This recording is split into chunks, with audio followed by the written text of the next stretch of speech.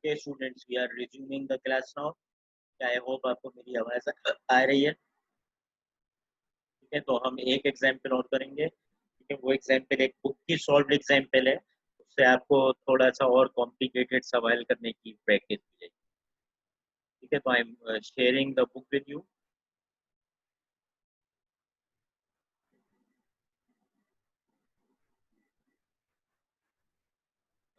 एक सेकंड को बस आप hold करो।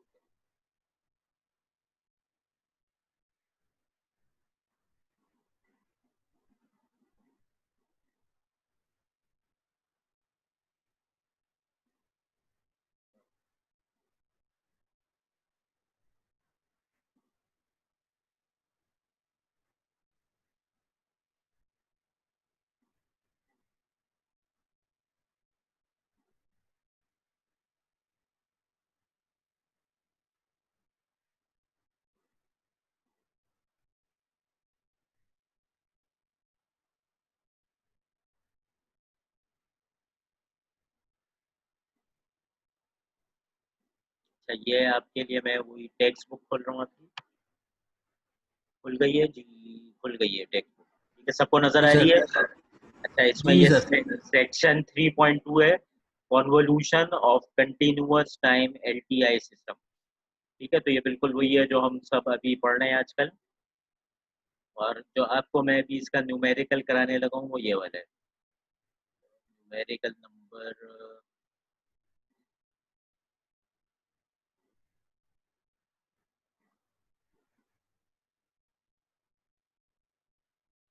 ठीक है, ये देखें बिल्कुल वैसे ही सवाल हैं जैसे हम कर रहे हैं। ओवरलैपिंग देखते हैं इसके अंदर। अभी जो मैं आपको कराने लगा हूँ वो है एग्जाम्पल नंबर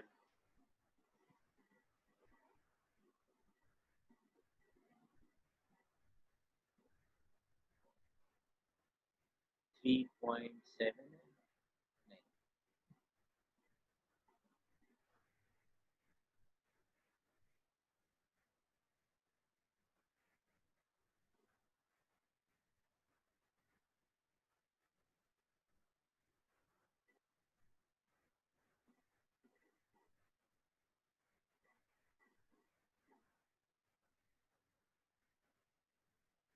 नहीं, शायद आगे निकल गया, एक सेकंड।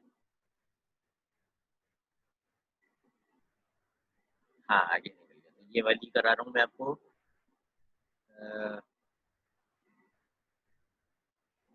Signals for example 3.5।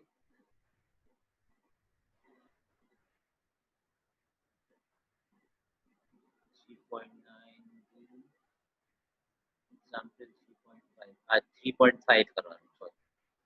इधर पे ये। ठीक है, ये वाली मैं आपको एग्जाम्पल करवा रहा हूँ, उसको थोड़ा सा बड़ा भी कर लेते हैं।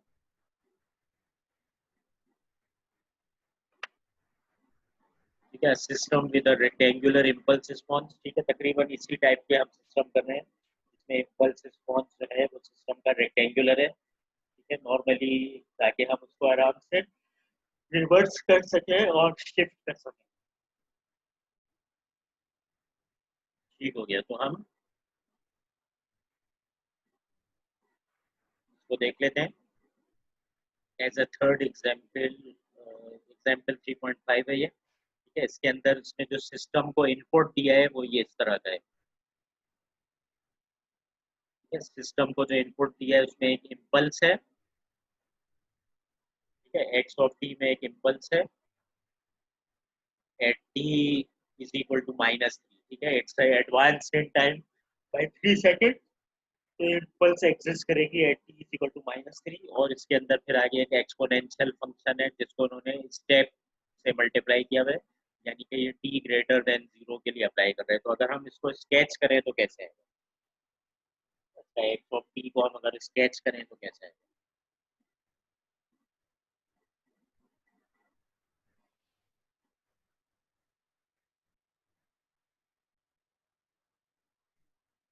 टी -0.5 व्हाइट बोर्ड पे आ जाते हैं।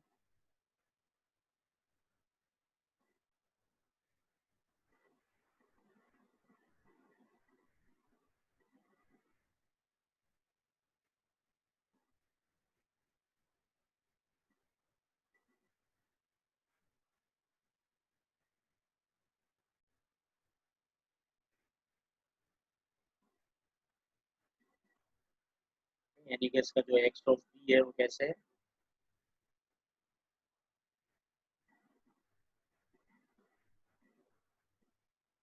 एक इम्पल्स है कि t is equal to minus एक फंक्शन है ऐसे। ठीक है, हमने इस तरह के फंक्शन ड्रॉ करने के लिए मैंने आपको एक हेल्पफुल फाइल दी थी। ठीक है, जो पिछले असाइनमेंट के लिए दी थी। ठीक है, तो अगर ये स्टेप से आप मल्टीप्लाई कर देते हैं किसी भी चीज़ को, तो फिर स्टेप जब एक्टिवेट होता है, जब ये फंक्शन एक्टिवेट होता है, ये फंक्शन स्टेप जो है टी इक्वल टू जीरो और ग्रेटर पे एक्टिवेट होता है, तो ये फंक्शन भी टी इक्वल टू ग्रेटर और जीरो पे एक्टिवेट होगा। जैसे जैसे टी की वैल्यू बढ़ती जाएगी, e to the power minus 0.5 T घटता जाएगा, तो it's a decreasing function. T is equal to zero पे ये चीज 1 हो जाती है, anything raise to the power zero is 1। तो एट वाई एक्सिस इसका जो वाई इंटरसेप्ट है वो 3 का है। ठीक है, क्लियर है सबको? एक्स ऑफ टी जो मैंने स्केच किया है सबको क्लियर है? ठीक है, अब हम वापस जाते हैं और देखते हैं इसका इम्पल्स रिस्पॉन्स जो ये रेक्टेंगुलर कह रहा है ये किस तरह का है।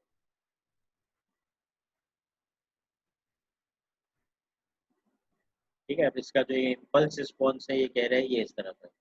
एक रेक्टेंगुलर पल्स है, 1 से लेके 2 तक जाता है। ठीक है, हाइट 1 है इसकी और 2 सेकंड इसका है। ठीक है, तो इसका इम्पल्स रिस्पॉन्स भी हम स्केच कर देते हैं।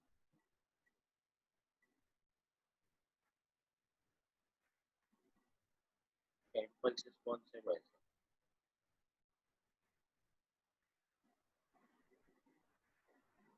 ठीक है, और ये मुझे पता है y of t is equal to x of t convolution with h of t। इसमें जल्दी से बताएं रिवर्स कैसे करेंगे? रिवर्स किस सिग्नल को करूं मैं, x ऑफ t को या h ऑफ t को? जी जल्दी बताएं, इसमें रिवर्स किसको करना ज्यादा आसान है? Sir H of T. H of T. h of t को रिवर्स करेंगे, बिल्कुल सही। Let's do this. ये h और t की इक्वेशन तब्दील नहीं होगी, उसको रिवर्स कर दिया तो ये h हो जाएगा। ठीक है, अब जो है हमारे पास x ऑफ t जो है, तो हम लिख सकते हैं इस तरह से x1 of t plus x2 of t। ठीक है, इसको हम कह रहे हैं x2 ऑफ t, तो हम कह रहे हैं x1 ऑफ t। ठीक है, तो सुपरपोजिशन का प्रिंसिपल अप्लाई होता है, क्योंकि इसने कहा ये लीनियर टाइम इनवेरिएंट सिस्टम है। ठीक है, तो जब भी सिस्टम लीनियर होता है उस पर सुपरपोजिशन की प्रॉपर्टी अप्लाई हो रही होती है, और टाइम इनवेरिएंट भी है, यानी कि टाइम के साथ तब्दील नहीं हो रहा। ठीक है, तो हम भी इसको इस तरह से देख सकते हैं कि ये y1 ऑफ t आएगा, x1 ऑफ t को कन्वॉल्व कर देंगे अगर h ऑफ t के साथ, और इसी तरह से y2 ऑफ t जब आएगा जब x2 ऑफ t को कन्वॉल्व कर देंगे h ऑफ t। तो हमने इनपुट को भी दो में ब्रेक कर दिया और उसके आउटपुट्स को भी। Let's look at the first one. ठीक है, जब हम y1 ऑफ t निकाल रहे हैं which is x1 of t convolving with h of t, और x1 ऑफ t ये रहा, तो इसको मैं कह रहा हूँ x1 ऑफ t, इसको मैं कह रहा हूँ x2 ऑफ t। हो गया। अब इसका जो h ऑफ, सॉरी, ये एच ऑफ टी तो नहीं बचा ना, एच ऑफ टी कैसे था, एच ऑफ टी कैसे था? अभी लेट से हम रिवर्स नहीं किया इसको हमने, ओरिजिनल एच ऑफ टी ऐसे था। What is H of T? H of T is the system impulse response,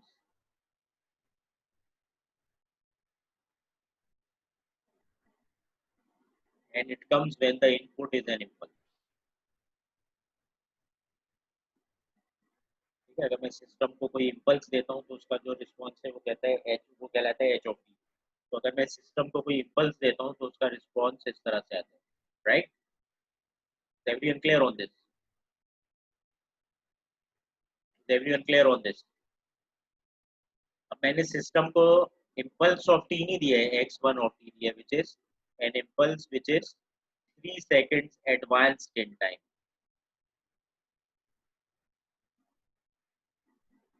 उसका जो रिस्पॉन्स है y1t वो क्या होगा? Anybody from the class? अगर मैं इसको इम्पल्स दे रहा हूँ तो उसका रिस्पॉन्स ये रेक्टेंगुलर पल्स आ जाती है। अगर मैं इसको इम्पल्स दे रहा हूँ 3 सेकंड एडवांस इम्पल्स दे रहा हूँ, जो सिस्टम का रिस्पॉन्स है वो क्या हो जाएगा? प्रिडिक्शन आ जाएगी सर। जी क्या आ जाएगी?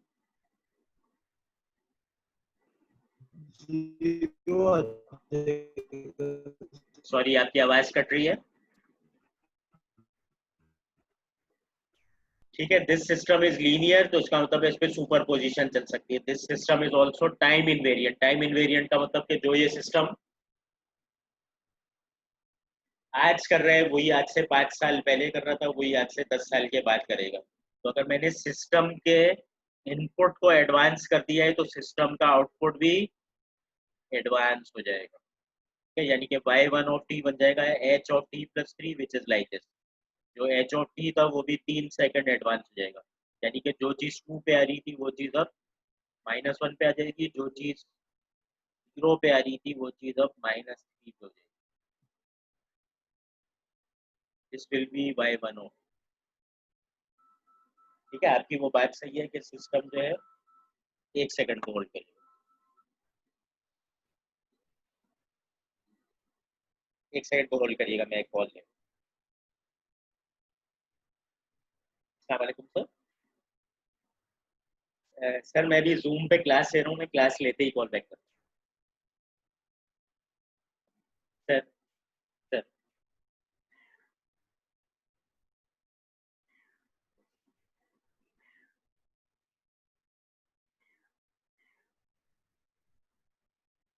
सर आज हमारी वाली मीटिंग होगी?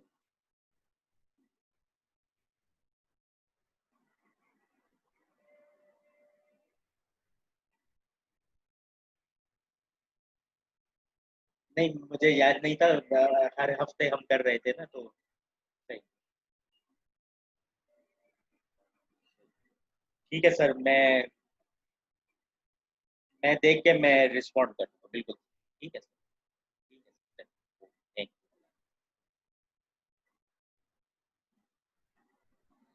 यू। सॉरी स्टूडेंट्स, वो जाफरी साहब की कॉल आ गई थी।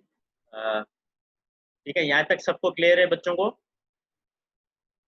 ठीक है, y1 ऑफ t कैसा आया सबको क्लियर है?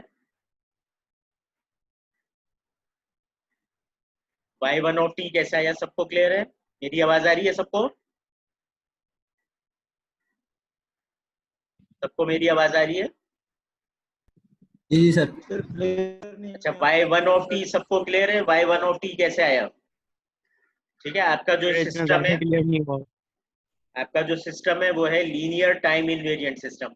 जब भी सिस्टम लीनियर हो जाता है तो वो सुपरपोजिशन की प्रॉपर्टी को ओबे करता है, यानी कि अगर आपके पास इनपुट में 2 सिग्नल्स थे तो आप उसको स्प्लिट करके सॉल्व कर सकते हैं, यानी कि x1 ऑफ t को अलग कंसिडर करने, x2 ऑफ t को अलग करने। तो मैंने पहले x1 ऑफ t को अलग से कंसिडर कर लिया और उसमें निकाल दिया y1 ऑफ t। इसी तरह से फिर x2 ऑफ t को मैं अलग से कंसिडर कर लूंगा, उस पर मैं निकाल दूंगा y2 ऑफ t। तो जब मैंने x1 ऑफ t को देखा तो x1 ऑफ t एक इम्पल्स ही है, और मुझे सिस्टम का इम्पल्स रिस्पॉन्स पता है कि जब मैं सिस्टम को इम्पल्स देता हूँ, इम्पल्स जो होती है वो t इज इक्वल टू 0 पे होती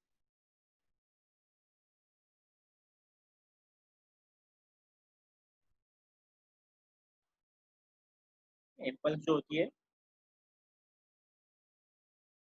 ये जो इम्पल्स है आपकी, ये t इज इक्वल टू 0 पे होती है।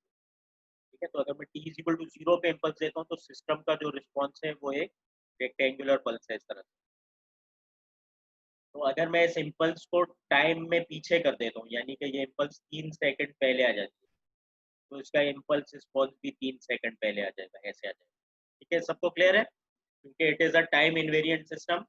ठीक है, वो अब अलग बात है, इसमें प्रिडिक्शन की एबिलिटी आ गई, लेकिन मैथ्स में तो हम कह सकते हैं ना प्रिडिक्शन की एबिलिटी, रियल लाइफ में नहीं होती, लेकिन मैथ्स के अंदर हम उसको शो कर देते हैं कि अगर इनपुट एडवांस है तो आउटपुट भी एडवांस हो जाएगा 3 सेकंड। तो इम्पल्स पे उसका आउटपुट होता है H of T. 3 second advance कर दिया अगर मैंने इनपुट को, तो जो उसका इम्पल्स रिस्पॉन्स है वो भी 3 सेकंड एडवांस होगा। ठीक है, सबको क्लियर है कि y1 ऑफ t कैसा है? Yes sir. ठीक है, अब हम देखते हैं x2 ऑफ t को कैसे टैकल करें। ठीक है, तो मैं कुछ चीजें रब कर देता हूँ उधर से।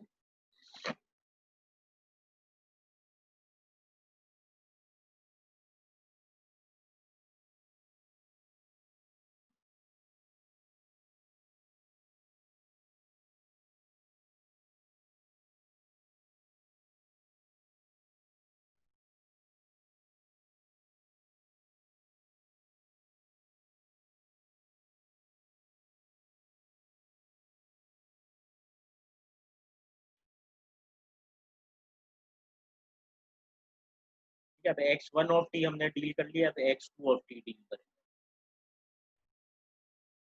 ठीक है, इसको हमने रिवर्स कर लिया, h ऑफ टी को रिवर्स कर लिया, तो ये इस तरह से हो गया।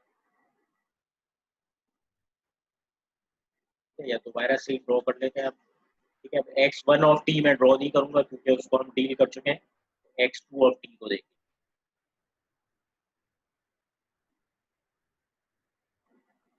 ठीक है, इसको चेंज करके ड्रॉ कर दिया हमने, ये बन गया 3e माइनस 0.5 डॉट, इसको रिवर्स कर दिया था हमने, तो ये ऐसे हो गया।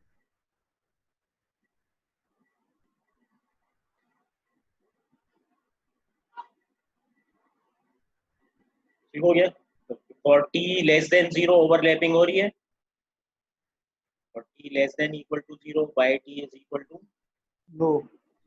ठीक है, अब ये बात नोट रखें कि अब x1 ऑफ टी की बात नहीं हो रही, अब सिर्फ x2 ऑफ टी की बात हो रही है। ठीक है, by one of T x1 of T पे मैं निकाल चुका हूँ, बाई टू ऑफ टी निकाल। ठीक है, तो ओवरलैपिंग नहीं हो रही, it is equal to zero. ठीक है, अब हम आगे बढ़ते हैं, अगर हम इसको जीरो से आगे ले जाए,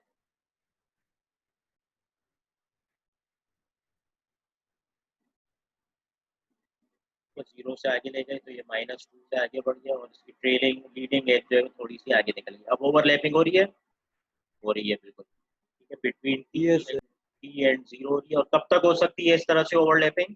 अपर रेंज क्या है इसकी, कब तक इस तरह से ओवरलैपिंग हो सकती 1 तक। है? 1 तक। जब मैं इस टी को 1 पे लेके जाऊंगा तो ये वाली एज कहाँ पे आ जाएगी? फिर इस 2 टी तक को हो सकती है ओवरलैपिंग। 2 तक हो सकती है। ठीक है, क्योंकि 1 तक भी ले जाएंगे हम तो ओवरलैपिंग टी से लेके जीरो तक हो रही है। 2 पे जब मैं इसको फाइनली ले जाऊंगा तो इसकी ट्रेलिंग एज वाई एक्सिस पे पहुंच जाएगी, 2 से जैसे ही आगे लेके जाऊंगा तो वो वाई एक्सिस को छोड़ देगी, तो 2 तक हो सकती है। बिल्कुल आपका जवाब सही। ठीक है, तो इधर तक जो है मेरे पास पहला फंक्शन ये है।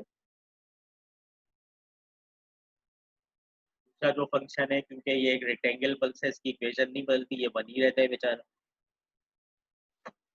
से लेके जीरो तक ओवरलैपिंग हो रही है टी तो इसको हम इंटीग्रेट करेंगे तो क्या होगा, 3e माइनस 0.5 को divided by another minus 0.5 from t to 0, तो बन जाएगा -6 टू द पावर -0.5 टॉ। ठीक है, इसमें हम लिमिट डालेंगे t से लेके 0 तक, तो हो जाएगा -6e माइनस 0.5 t माइनस -6। ठीक है, क्योंकि anything raise to the power 0 is 1, इसको हम अगर सिंप्लीफाई करते हैं तो हो जाएगा 6 इंटू 1 माइनस ई माइनस 0.5। ठीक है, यहाँ तक क्लियर है सबको? यस। ठीक है, अब हम इसको 2 से आगे लेके जाते हैं तो क्या होगा?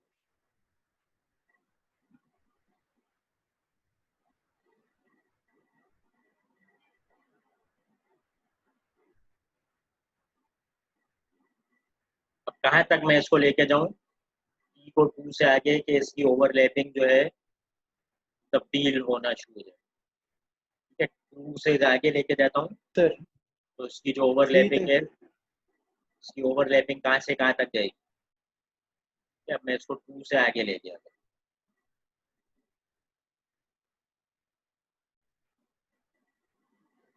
से आगे ले गया तो यहाँ पे इसने वाई एक्सिस को छोड़ना शुरू कर दिया, और ये वाला पॉइंट अब क्या हो जाएगा, टी माइनस।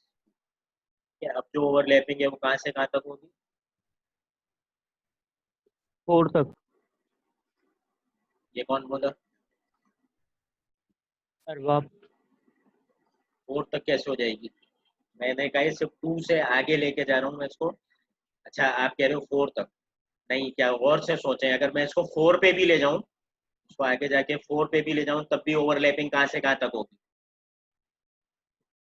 टी से लेके t-2 तक ही हो। आ रही है सबको बात समझ में? क्योंकि ये जो ग्राफ है ये कभी भी टच नहीं करेगा, ये कहाँ तक जा रहा है, इन्फिनिटी तक। सबको आ रही है ये बात समझ में?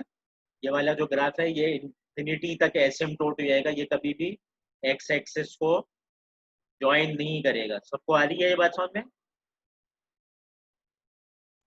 जी सर। का जो ग्राफ है ये कभी भी एक्स एक्सिस को ज्वाइन नहीं करेगा, ये करीब से करीब होता जाएगा। तो ये कहाँ तक जा रहे हैं, इन्फिनिटी तक जा रहे हैं। ये ग्राफ कभी भी खत्म नहीं होगा, ये ग्राफ कहाँ तक जाएगा, इन्फिनिटी तक।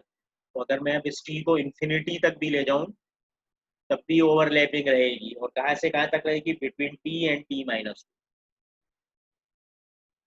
आ गई सबको बात समझ में? इस टी को मैं इन्फिनिटी तक भी ले जाऊं तब भी ओवरलैपिंग टी से ऑनवर्ड, टी से बैकवर्ड ही हो रही होगी, क्योंकि ग्राफ खत्म नहीं होगा।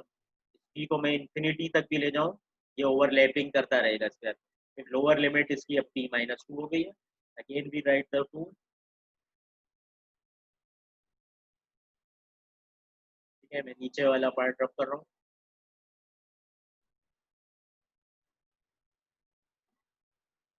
ठीक है। ये बात सबको समझ में आ गई? अब 2 से ऊपर जो है मैं इन्फिनिटी तक क्यों जा सकता हूँ, anybody, why I can go to infinity अब लिया, जल्दी बताएं मुझे। हर बार क्यों मैं जा सकता हूँ अब इन्फिनिटी ये तक, इन्फिनिटी सर, क्यों ये जा सकता इन्फिनिटी इन्फिनिटी तक भी लेके जाएंगे तब भी सेम ही रहेगा ये। क्यों कोई रहेगा फर्क नहीं सेम, पड़ेगा इसके ऊपर क्यों सेम रहेगा? सर, क्योंकि एक्सेस एक्स एक्सिस को अप्रोच कर ही नहीं सकते। सही एक्सपोनेंशियल एक्सपोनेंशियल फंक्शन है, कभी खत्म नहीं होगा, वैल्यू डालते बिल्कुल रहेंगे, बढ़ता रहेगा। बिल्कुल बिल्कुल बिल्कुल परफेक्ट आंसर। ये फंक्शन कभी भी खत्म नहीं होगा, ये इन्फिनिटी तक भी आप ले जाएं ये एक्स एक्सेस को टच नहीं करेगा, उससे करीब से करीब होता जाएगा। तो आप ओवरलैपिंग खत्म ही नहीं कर सकते, आप लेके जाएं इन्फिनिटी तक लेके जाएं, ये हर वक्त ओवरलैप करेगा। और ओवरलैपिंग की अब रेंज टी से t-2 होगी, ठीक है। यहाँ पे भी टी से t-2 इसको आप करें तो ये हो जाएगा 6t-0.5 तो लिमिट आपने कर दी टी से t-2, ठीक है। इसको जल्दी से पुट करके जवाब बताओ मुझे। आई am waiting for you guys, इसको आगे प्रोसीड करो, इसका फाइनल आंसर बताओ।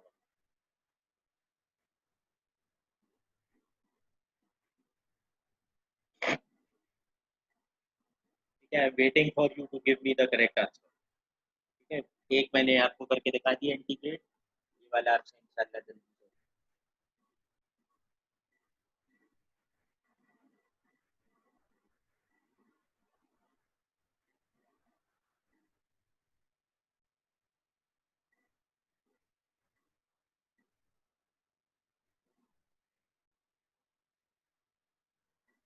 कर लिया किसी बच्चे ने?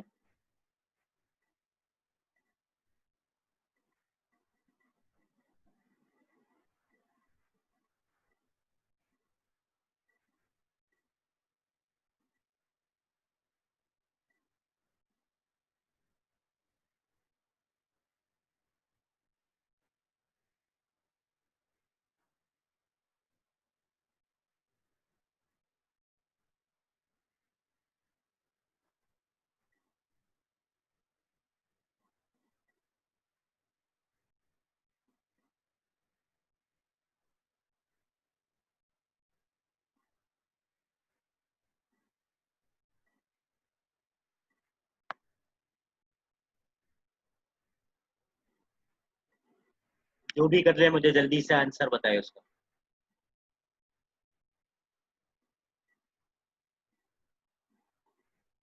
किसी ने किया? उसामा तुमने किया?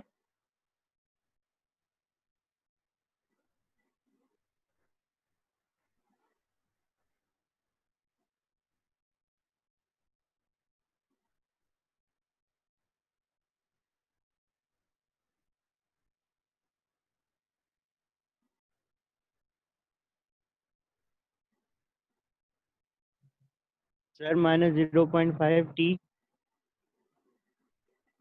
माइनस, आप अपना जो आंसर है वो उस पे लिख दो चैट विंडो पे, तो बाकी बच्चे कंपेयर करें उससे। अपना आंसर चैट विंडो पे लिख दो, आप वजन पर दें।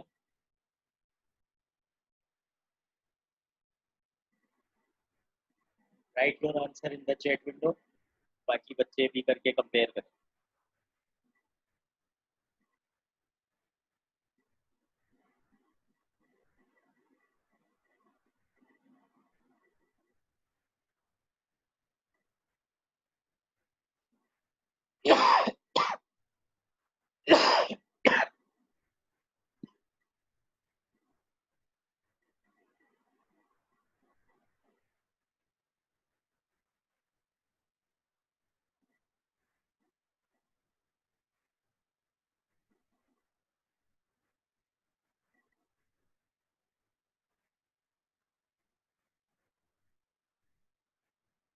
नहीं गजन पर आपका आंसर सही। ई कहाँ चला गया, ई कहाँ खा गए, ई को कहाँ खा गए।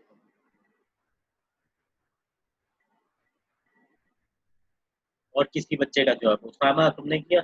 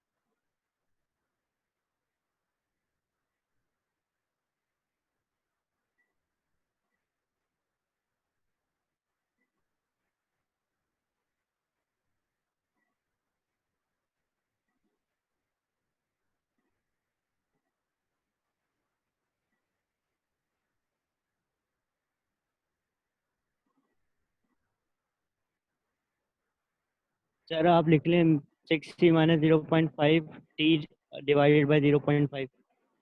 चलो मैं एक्सपोनेंशियल की पावर तो डेरिवेट होके नीचे आ जाएगी ना। ठीक है, मैं इसको अब सॉल्व करना शुरू कर रहा हूँ यहाँ पे। ठीक है, 6e माइनस 0.5t माइनस, और ये माइनस के साथ है, minus 6e minus 0.5t minus, ऐसे चलेगा। इसको आगे करें, minus 6e minus 0.5t plus 6e minus 0.5t plus 1। उसको आप ऐसे लिख सकते हैं, 6e minus 0.5t plus 6e minus 0.5t into e power 1। ठीक है, इन दोनों को अगर मल्टीप्लाई करें तो यही आ जाएगा आपके पास, e to the power minus 0.5t। ठीक हो गया। इसमें से अगर आप ये कॉमन ले लें, e माइनस 0.5t, ठीक है, तो आपके पास बाकी क्या बचेगा, माइनस 6 प्लस 6e। ठीक है, अब अपने कैलकुलेटर में 6e की वैल्यू कैलकुलेट करें। इस तरह का बटन होगा आपके कैलकुलेटर में, तो आप e to the power 1 calculate करके बताएं कितना होता है, उसको 6 से ज़रब दें, उसमें से 6 सब्ट्रैक्ट करने। ठीक है, इस तरह का बटन होगा आपके कैलकुलेटर में। x की जगह पे 1 पे ये कैलकुलेट करने हैं और मुझे जवाब बताएं इसका, 6e minus 6। 10.30। 10.30 is correct. Sir ये इंटीग्रेट तो नहीं हुआ ना? क्या मतलब है आपका? ये क्या सर किया? मतलब इंटीग्रेशन में तो ये जो पावर होती है वो डिवाइड होके नीचे आ जाती है ना। हाँ तो आएगी ना, ये 3 से माइनस 0.5 डिवाइड होके नीचे आया तो ये माइनस 6 हो गया। क्या बात कर, याद है?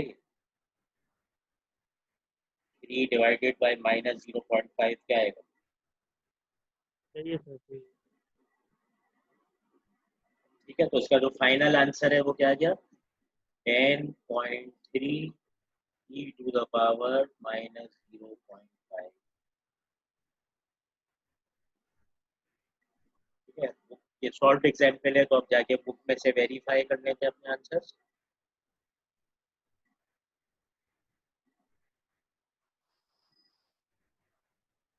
तो ये वही आपका इम्पल्स रिस्पॉन्स है एच ऑफ टी। ये आपका जो एक्स ऑफ टी था, ठीक है, उसको हमने दो पार्ट्स में तोड़ दिया। एक पार्ट आपका ये आ गया जो है ये इम्पल्स वाला, दूसरा वाला पार्ट ये कंटिन्यूअस फंक्शन आ गया। हमने इसको सुपर पोजिशन से तोड़ के किया था। तो सुपर पोजिशन से हमने पहले वाले पार्ट होगा कि अगर आप उसकी इम्पल्स रिस्पॉन्स इनपुट को 3 सेकंड एडवांस कर देंगे तो उसकी इम्पल्स रिस्पॉन्स भी 3 सेकंड एडवांस हो जाएगी। और जो सेकंड पार्ट है उसके लिए हमने इसको ओवरलैपिंग करके देखा इसी तरह से। ठीक है, तो जब हमने इसको ओवरलैपिंग कर करके देखा तो हमारे पास जो है पहला वाला जो आंसर है वो वही है। ठीक है, जो आपका इम्पल्स रिस्पॉन्स एडवांस करने से उसका जो है वो इम्पल्स रिस्पॉन्स भी 3 सेकंड एडवांस हो गया था। ठीक है, इम्पल्स फंक्शन पे इम्पल्स रिस्पॉन्स आता है, एडवांस्ड इम्पल्स फंक्शन के ऊपर एडवांस्ड इम्पल्स रिस्पॉन्स आ गया। तो उस एडवांस इम्पल्स रिस्पॉन्स को उन्होंने जो है वो की तरह से शो कर दिया है लाइक अ स्टेप फंक्शन। तो रेक्टेंगुलर पल्स है क्योंकि वो -3 से -1 के दरमियान थी, उसको उन्होंने like a difference of 2 steps कर दिया, जो आपको सिखा चुका हूँ, इससे भी रेक्टेंगुलर पल्स ही आती है। और जो सेकंड पार्ट है में हमने उसको ऐसे ही ओवरलैपिंग एरिया करके सॉल्व किया। पहले वाले पार्ट का आंसर भी हमारा यही आया था जब हमने उसको 0 से 2 के दरमियान में रेंज में इंटीग्रेट किया था, तो यही आंसर आया था। और सेकंड में फिर 2 से लेके जब इन्फिनिटी तक किया था तो हमारा आंसर यही आया था 10.3 e टू द पावर -0.5। जो फाइनल इसका रिस्पॉन्स है वो उन्होंने फिगर 3.10 में स्केच किया वो इस तरह से। ठीक है, इसमें भी जो उन्होंने स्केच किया है वो सेम प्रिंसिपल पे किया है जैसे हम अपने वाई ऑफ टी को स्केच करते हैं। ये जो पहला वाला रिस्पॉन्स है due to the advance impulse input, उसकी वजह से आपका इम्पल्स रिस्पॉन्स भी एडवांस हो गया 3 सेकेंड। ठीक है, जो पहले 1 से लेके 2 के दरमियान में था वो -3 से -1 के दरमियान में चला गया। और ये वही वाले फंक्शन है जो हमने कैलकुलेट किए between 0 and 2 and 2 to infinity. को भी जब हमने स्केच किया they agree at t is equal to 2। ठीक है, दोनों की वैल्यू 3.793 आती है, या वेरीफाई कर सकते हैं। ठीक है, जो अभी आपने दोनों फाइंड किए हैं इसमें भी आप t इज इक्वल टू 2 डाल के देखें, और जैसे ऊपर वाला एक्सप्रेशन था उसमें भी आप t इज इक्वल टू 2 डाल के देखें। t इज इक्वल टू 2 पे बताएं दोनों पे क्या वैल्यू आती है। I am waiting for. ठीक है, दोनों रिस्पॉन्सेज में t की वैल्यू को 2 डाल के देखें क्या वैल्यू आती है, क्या दोनों की सेम आती है या नहीं आती। ठीक है, I am waiting for you, जो मुझे पहले कर ले जल्दी से बताएं।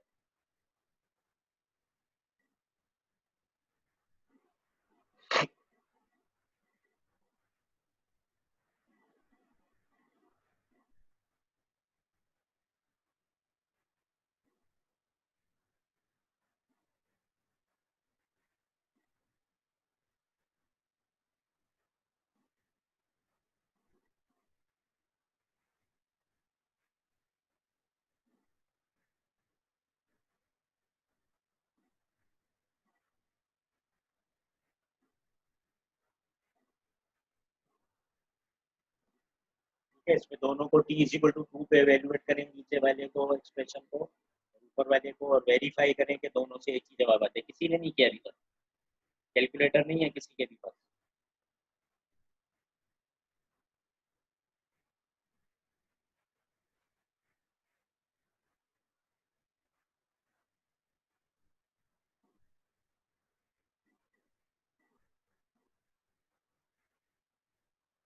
मेरी आवाज आ रही है सबको? मेरी आवाज सबको आ रही है? सर मेरा इंटरनेट बार बार जा रहा है तो सर मुझे लीव करना पड़ेगा। वो आने अभी अभी भी 2 बार नेट हुआ है। आप अटेंडेंस अपनी मार्क करवा दो उसामा को। ठीक है, ये सॉल्व किया किसी ने, दोनों पे क्या आ रहा है, t इज इक्वल टू 2 पे क्या वैल्यू आ रही है दोनों की?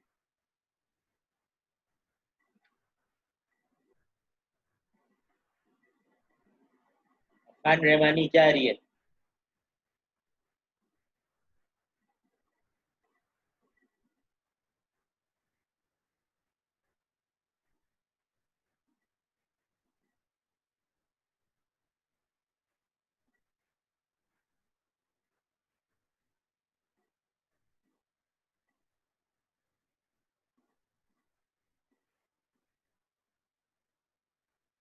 किसी ने भी सॉल्व नहीं किया?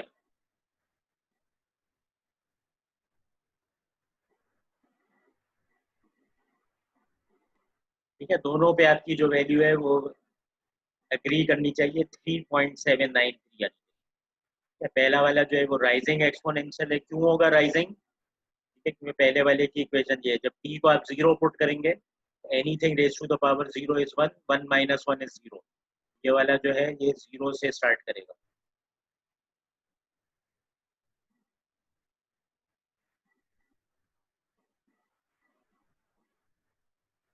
ठीक है, ये वाला जो एक्सपोनेंशियल है ये जीरो से स्टार्ट करेगा, और जब आप q की वैल्यू उसमें डालेंगे, जैसे जैसे ये p की वैल्यू को आप बढ़ाते जाएंगे, तो ये वाली चीज जो है ये भी घटती रहेगी, और ये वाली चीज भी ओवरऑल बढ़ती रहेगी।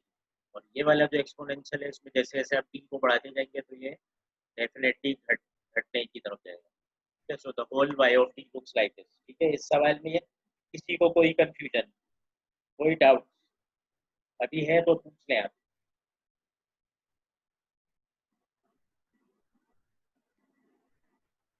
ठीक है, is everyone happy with this question? सब कुछ अच्छी तरह से समझ में आ गया? ठीक है, तो हमने मल्टीपल सही है, एग्जांपल्स, ग्राफ है, आउटपुट ग्राफ बनाना पड़ेगा। बिल्कुल डिफाइन बनाना पड़ेगा, आउटपुट ग्राफ है, ठीक है सर। बिल्कुल बिल्कुल बनाना पड़ेगा। y ऑफ t जो है वो आपको हमेशा स्केच करने को बोला जाएगा, क्योंकि हमारा इंटरेस्ट ही आउटपुट में होता है। ठीक है, आप ये फंक्शन जो आप डिफाइन कर रहे हैं, इन फंक्शंस को जोड़ के आपने स्केच करना है। ठीक है, बिल्कुल एक्यूरेट नहीं बनाना, लेकिन स्केच जरूर करना है आपको। इसके अलावा और कोई किसी बच्चे का सवाल, असाइनमेंट से मुताल्लिक कोई सवाल, क्विज से मुताल्लिक कोई सवाल? ठीक है, अगेन रिपीटिंग, जो बच्चे क्लास में मौजूद नहीं थे पहले, 8:30 थर्सडे क्लास, थर्सडे क्लास को, अच्छा मैंने जो डेडलाइन सेट की है, थर्सडे क्लास आपकी होती है 10:30 पे, लेकिन मैंने जो उसकी डेडलाइन सेट की है वो है सुबह के 8:30 बजे। ठीक है, तो आपने थर्सडे को सुबह 8:30 बजे से पहले पहले अपनी असाइनमेंट जमा करा देनी है, ताकि आपकी कोई क्लासें वगैरह छूट जाए तो आपको डिस्टर्बेंस नहीं हो। सुबह 8:30 से पहले आप अपनी क्विज असाइनमेंट, 45 मिनट्स का होगा। क्विज मैंने अभी बनाया नहीं है, जब बनाऊंगा तो मैं आपको बता दूंगा। अगली क्लास में हम कुछ नया नहीं पढ़ेंगे, आपके पिछली कोई क्यूरीज हैं तो उसको रिजॉल्व करेंगे। क्विज आपका थर्सडे वाली क्लास में 10:30 बजे बिल्कुल शुरू हो जाएगा। Please be on time. 10:30 बजे आपका क्विज शुरू होगा, और सुबह 8:30 बजे थर्सडे को आपने अपनी असाइनमेंट 2 जमा करा देनी है। Assignment 2 is put on the LMS, और जो दोनों का सिलेबस है वो है CLO2, जिसमें आपके types of systems and properties of systems हैं, जो आप 6 प्रॉपर्टीज कर चुके हैं, कॉजेलिटी, टाइम इनवेरियंस, लीनियरिटी और स्टेबिलिटी। ठीक है, तो ये जितनी भी 6 प्रॉपर्टीज हैं ये, और आपका जो कन्वोल्यूशन का टॉपिक है इसमें से क्विज होगा, इन्हीं दो में से आपका असाइनमेंट है। ठीक है, ये आपका लास्ट क्विज और लास्ट असाइनमेंट होगा। 6 तारीख से आपके मिड टर्म शुरू हैं, यानी अगले हफ्ते के मंडे से आपके मिड टर्म शुरू हैं। CLO1 पूरा आएगा, CLO2 पूरा आएगा। ठीक है, बाकी और किसी बच्चे का कोई सवाल? ठीक है, कोई कंफ्यूजन जो आज हमने तो एग्जाम्पल टाइम की? टेबल बन गया क्या?